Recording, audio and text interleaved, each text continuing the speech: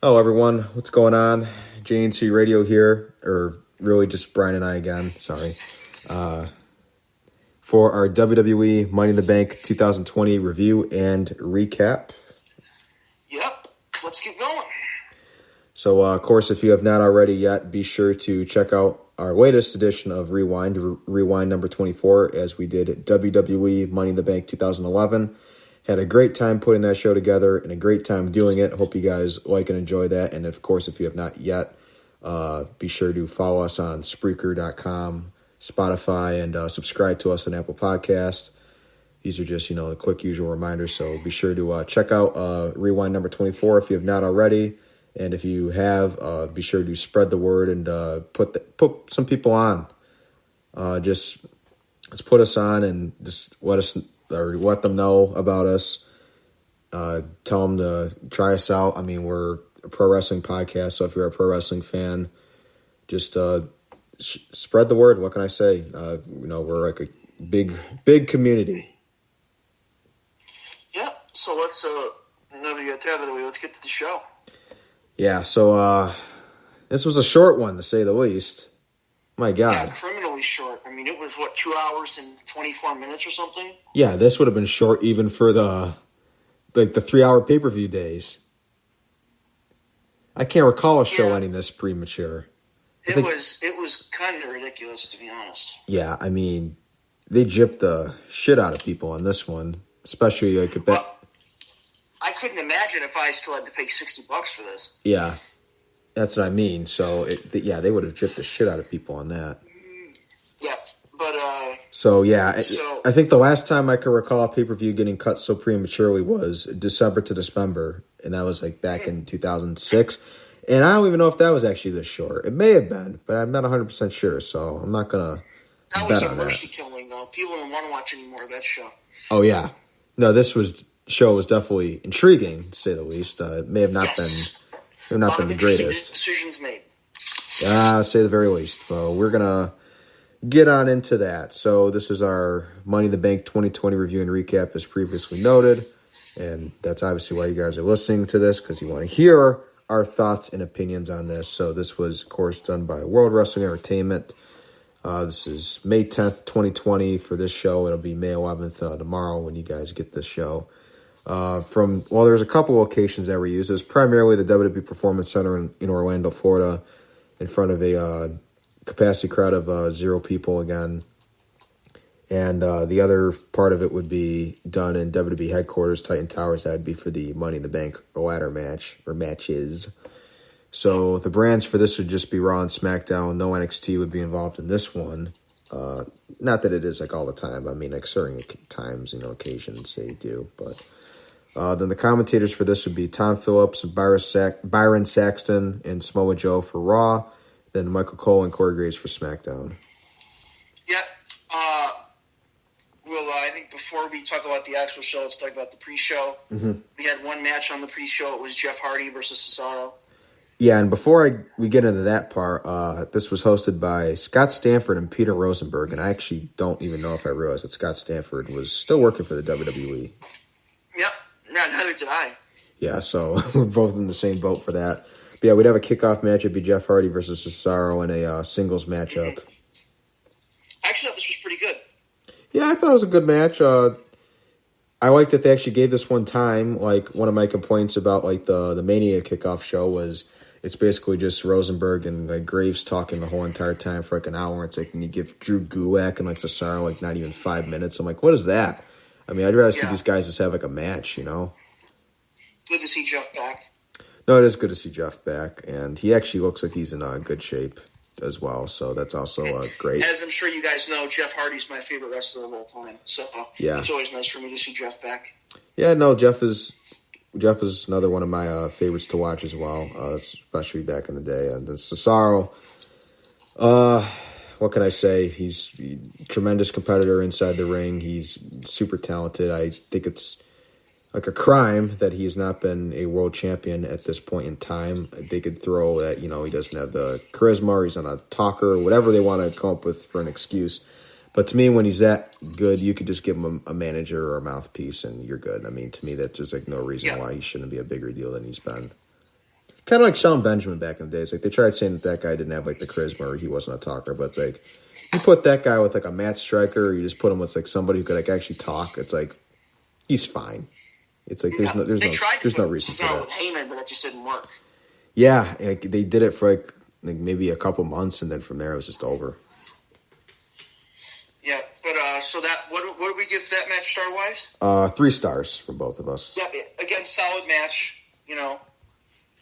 Yeah, 13 minutes, 30 seconds to give him some time, too. With how long it was, it could have been on the regular card.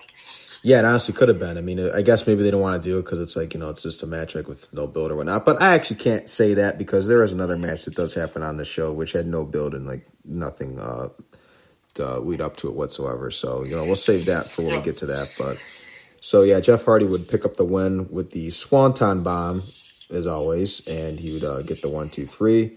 And yeah, he'd pick up the win here in his first match back since his return, I guess you could say, because he already had returned like back in March, and he had like the match with Corbin on SmackDown, which they don't talk about. But yeah, so that would be for the kickoff show. Then we'd have the opening contest. It would be a fatal 4-way tag team match for the SmackDown Tag Team Championships. It would be the New Day, Big E, and Kofi versus the Lucha House Party, Wednesday Dorado and Grand Metalik, versus the Forgotten Sons, Steve Cutler and Wesley Blake, with Jackson Riker by their side. And then we'd have The Miz and John Morrison in it as well. This was I've never really liked a match like this where they can tag in anyone that doesn't even have to be their partner. Yeah, fatal 4-way tag matches, 4 corners. I hate all that stuff. Yeah, I've just never really been a fan of it. This match, I feel like everyone knew who was going to win. It was going to be the New Day. Who took the pin in this? It was actually Metalik because Big E hit the big ending and he got the pin. Okay. So again, this is just a match that I don't really have any opinion on. I don't think it was terrible. It wasn't great. It was just okay.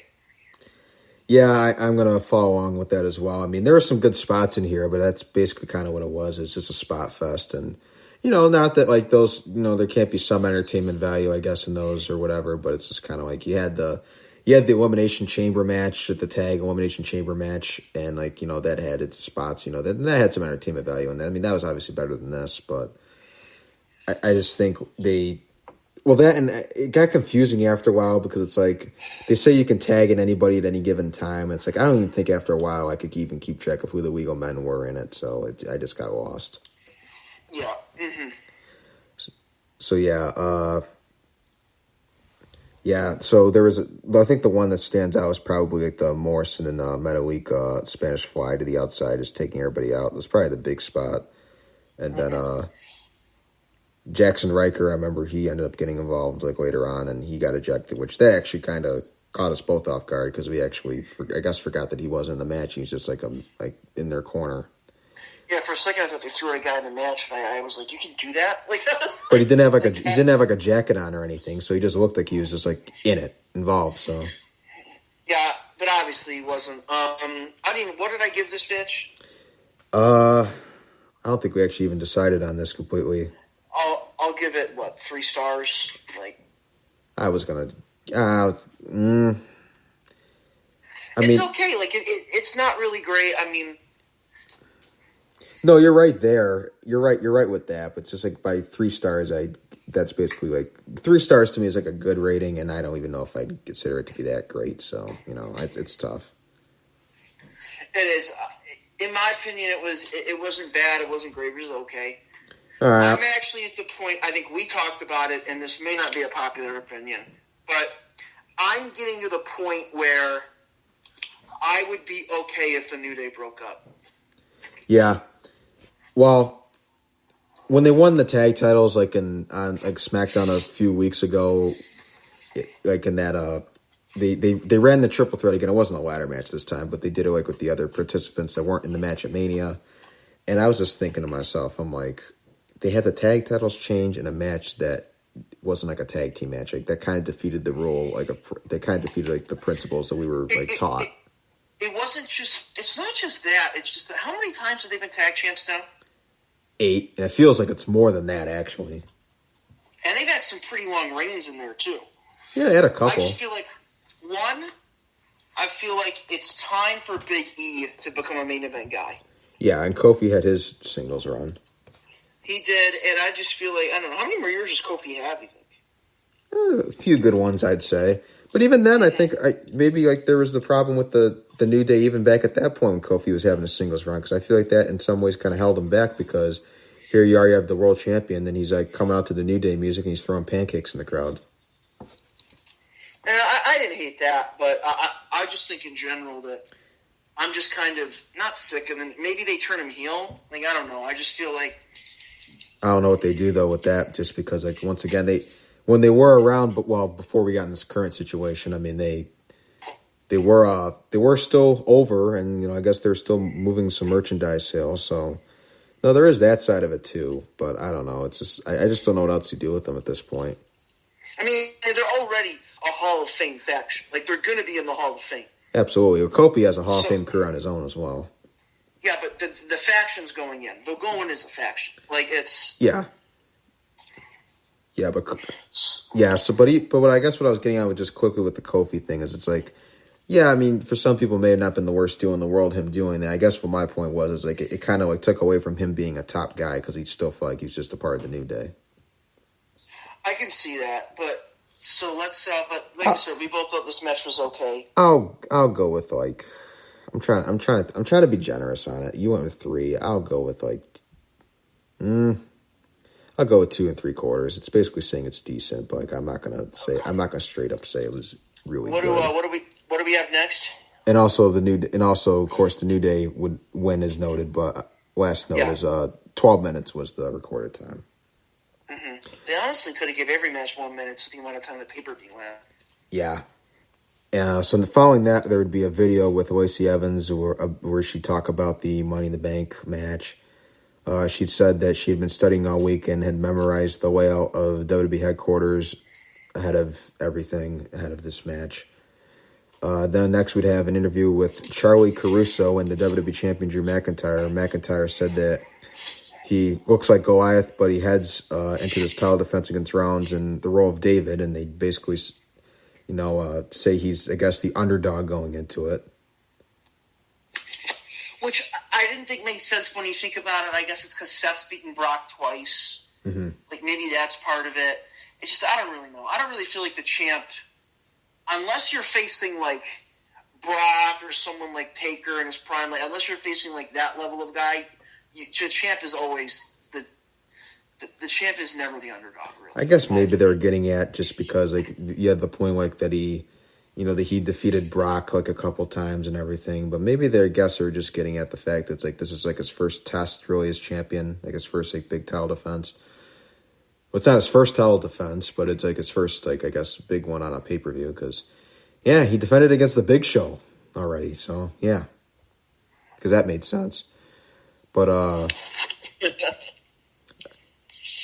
yeah, had Big Show won the title, we would have had to do like an emergency show. Yeah, we would have. And I actually at one point believed that was actually going to happen. I know, so did I. I was scared. So the next we'd have the second match. It would be a singles match. Well, it was originally supposed to be a singles match between R-Truth and MVP. R-Truth would do this funny remix of the What's Up song. Dude, I love how he was acting like the crowd was there. And I'm like, WWE Universe, make some noise. I love R-Truth. R-Truth is so funny. Yeah, so it looked like we are going to see MVP go up against him. Then MVP would, I guess, have a replacement. And then out came Bobby Lashley to take his place. Poor MVP, man. That made no sense. They made MVP getting his gear and everything just to not wrestle. I know. What a waste. But it's weird that MVP said, I'm retiring, I'm done, I'm going to have one more match on Raw. It was against Ray, and I'm done. And now he's on a full-time schedule. Yeah, I think maybe, I don't know. I don't know what kind of deal they gave him, so who knows, It probably convinced him to think otherwise, but I know he's supposed to be doing some work kind of like behind the scenes, like with some of he's probably like helping out the younger guys and whatnot. So yeah. And that's a great role for him.